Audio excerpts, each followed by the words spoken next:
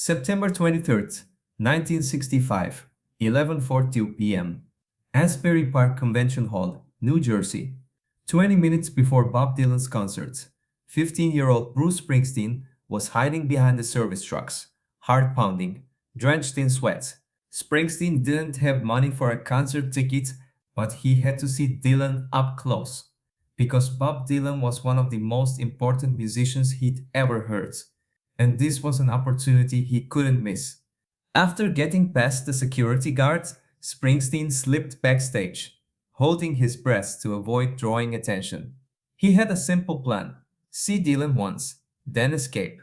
But what he encountered that day would change his life forever. Dylan stood at his dressing room door, smoking a cigarette, and he was looking directly into Bruce's eyes. "Hey kid, who are you?" Dylan said. Bruce was frozen solid. Two thoughts ran through his mind. Either he'd run or he'd tell the truth. What Dylan did next would start turning the 15-year-old boy into a rock music legend. But to understand this moment, you need to know what Bruce Springsteen had lived through up to that day. Bruce Springsteen was born in 1949 in Freehold, New Jersey. He grew up in a working-class family. His father worked various jobs to support his home and family. His mother was a secretary. Money was always tight for them. When Bruce saw Elvis Presley on television at age 13, his life changed. He started playing guitar. Every day he played guitar for hours until his fingers ached. Music was his escape from the world. At 15, he discovered Bob Dylan. Blowing in the Wind and The Times They Are A-Changin' opened the doors to a completely different musical world for Bruce. Dylan wasn't just making music, he was telling stories, real stories from life. Bruce memorized all of Dylan's lyrics. He tried to write songs like Dylan. When he heard Dylan would be performing in Asbury Park in September 1965, Bruce went absolutely crazy. "Mom, can you give me money for a Bob Dylan concert?" Mother Margaret Springsteen saw the light in her son's eyes, but she didn't have the money. "Bruce, honey, I'm sorry we can't afford that right now. Maybe another time."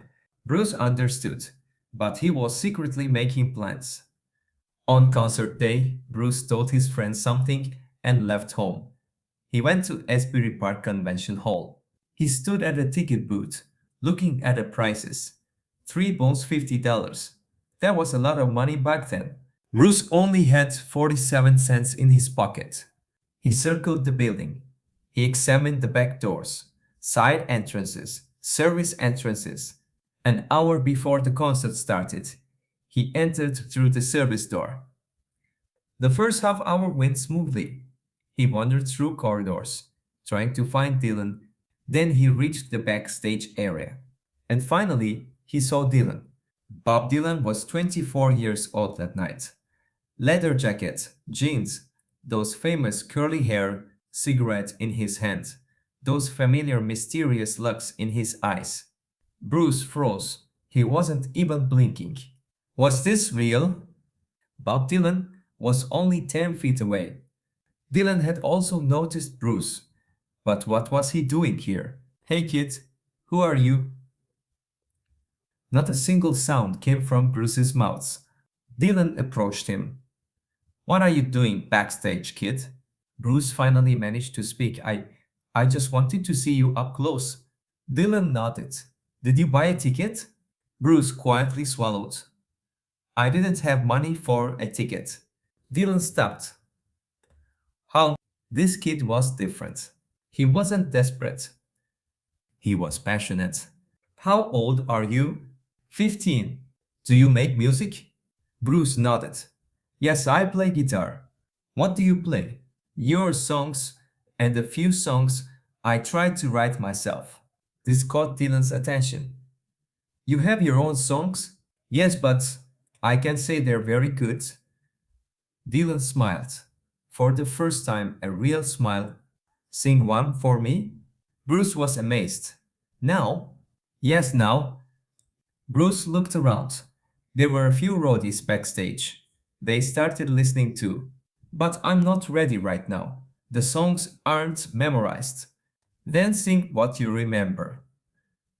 Bruce took a deep breath and sang part of the first song he'd ever written. Down here on the shore, working man's blues factory whistle blows. Ain't got much to choose, but the music in my heart keeps me alive. Down here where the dreams and reality collide. Dylan listened to him, quietly and carefully. When Bruce finished, Dylan didn't speak for a moment. Then, where do these lyrics come from? Why do you ask? Because these are very well written lyrics, not lyrics a young kid would write, lyrics from a lived life. Bruce was surprised. I I saw my father being a worker. I saw my mother's struggle. I lived these lives. Dylan smiled slightly. That's it. That's why you should make music.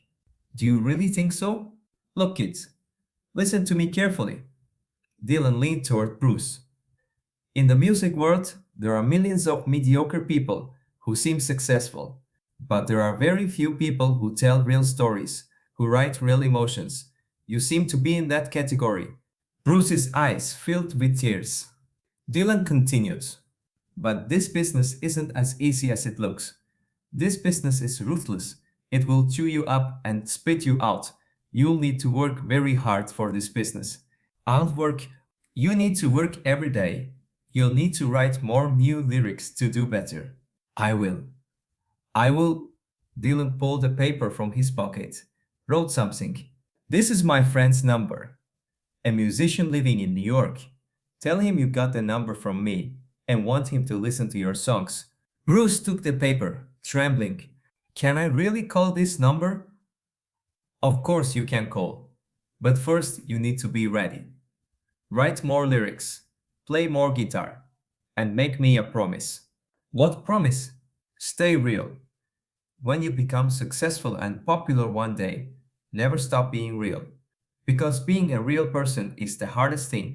Bruce nodded. And one more thing, Dylan said. He looked around. This conversation stays between us. He paused. I don't give advice to everyone. But you have something.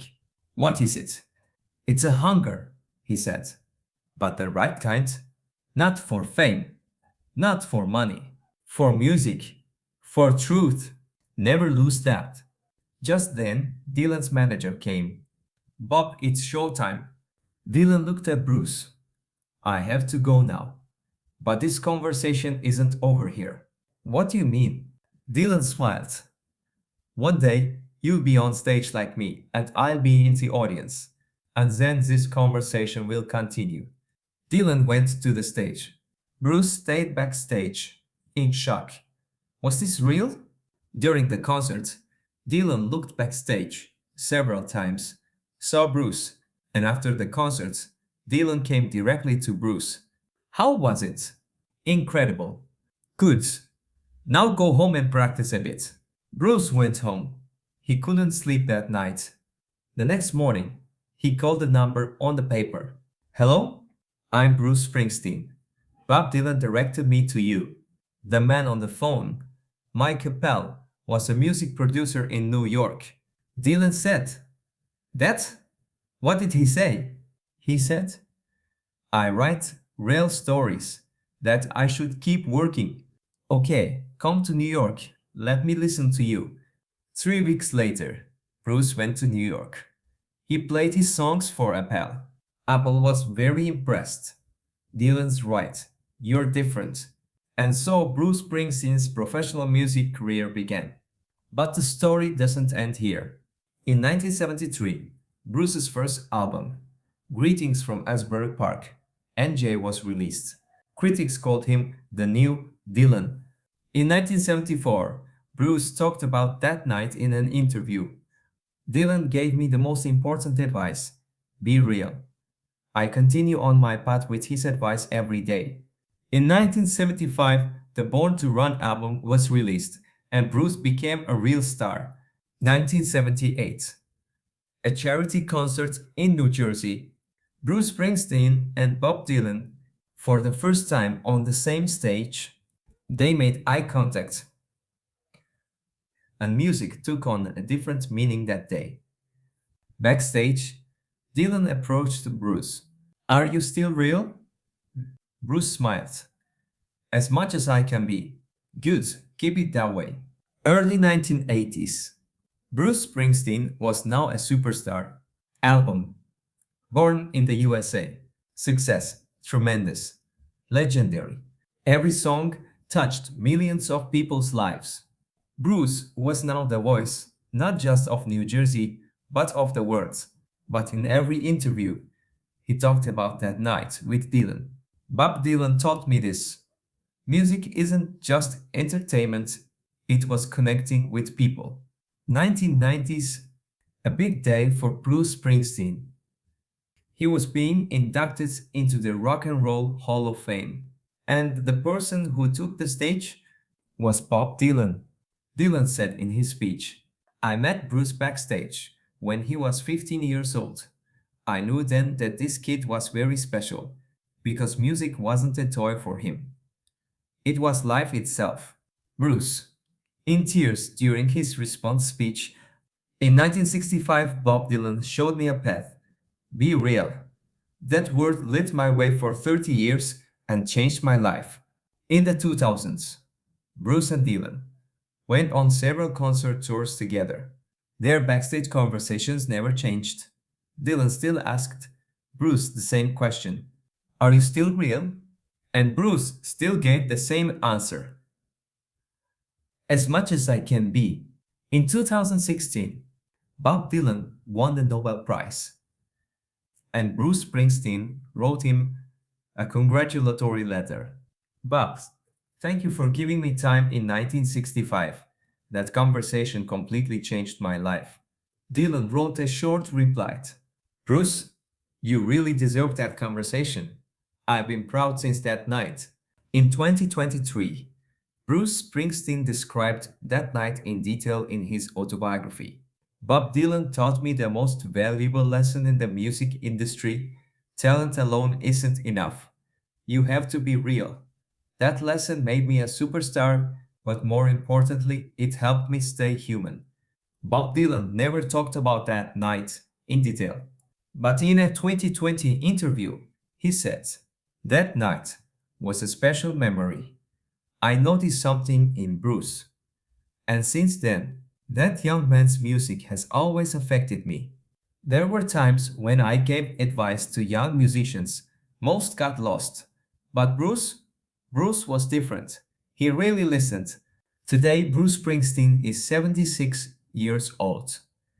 He still tours, still writes songs. And at every concert, when he looks at his audience, he remembers that night in 1965. That night, Bob Dylan didn't just give him career advice that guided his life, he gave him life advice. Be real. That advice didn't just make Bruce a star, it made him a living legend. September 23rd, 1965. Asbury Park. A 15-year-old secretly entered a concert, and the legend gave him advice. Sometimes the most important conversations happen in unexpected places.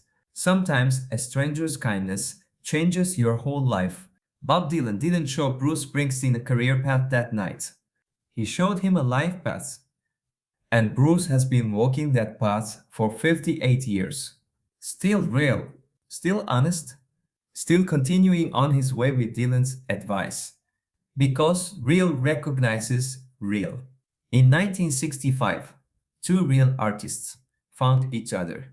Backstage in an unexpected moment. And music history changed forever. Thanks to a 15-year-old's courage.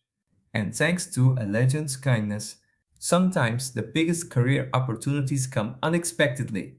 Bruce Springsteen knows this well, because he lived it.